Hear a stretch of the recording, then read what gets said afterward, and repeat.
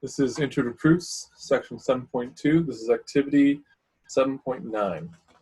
So here we start off with a set 1, 2, 3, 4, and a relation here, which is much easier to see if we draw it. 1, 2, 3. Oh, why did I put 3 there? I don't know why. Let's make it a 4. 3, 4. So then each of them has the 1, 1, the 2, 2, the 3, 3, the 4, 4. So then we got all those, and then we got 1, 3, and then 3, 2.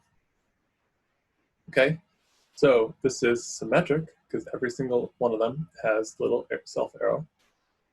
It is reflexive because all of them have the self arrow. It is not symmetric because there's an arrow here and an arrow here that don't have the other direction. And it's not transitive because there's no shortcut. So I can go from 1 to 3 to 2, then there ought to be a shortcut as well, but there is no shortcut, so it's not transitive. Okay, now let's try another relation on it. So say I had the same setup, and don't even need to draw those other guys, and I have this relation. Okay, so that is, the relation is not reflexive. It's also not transitive because if you go here and go back, the shortcut would just be like 1 to itself, but there is no shortcut, so it's not transitive. Okay, so that's an example of something not being transitive. Find a relation on A that is transitive, but neither reflexive on A nor symmetric. So something that's transitive, but not reflexive, not symmetric.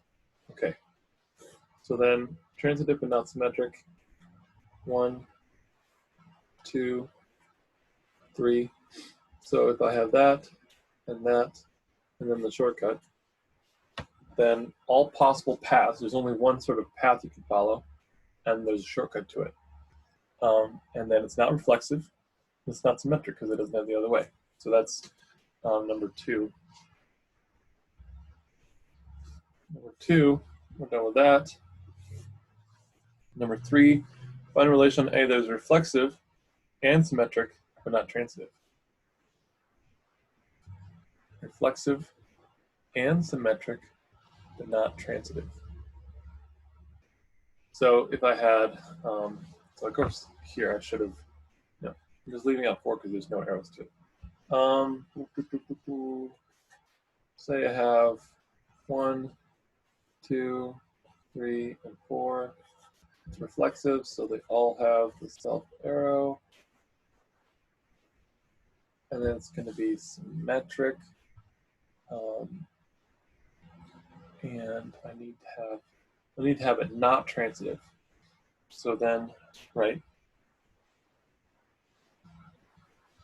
So then I could have that and that, but then not have the shortcut, and then to make it symmetric, I complete all arrows the other way. Okay, so sorry you can't see that. So now I have reflexive because everything has its self arrow. I have it symmetric because every arrow has its opposite arrow, but it's not transitive because there's no shortcut between 1 and 3. Okay. Number 4, find a relation on A that is reflexive and transitive but not symmetric. Reflexive and transitive but not symmetric. So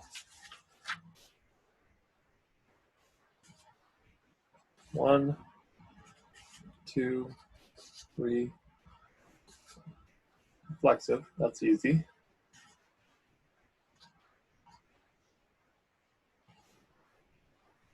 Reflexive and transitive. So, and you make it transitive in a way that's not. So this is 4, transitive but not symmetric. So if I just draw this arrow,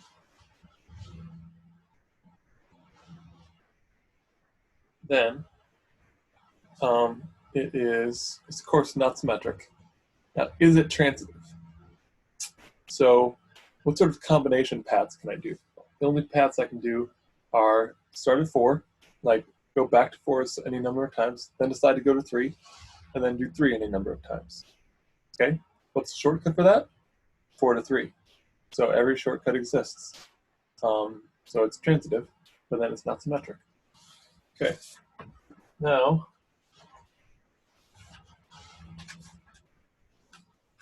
the last one, 5, find a relation that is symmetric and transitive but not reflexive.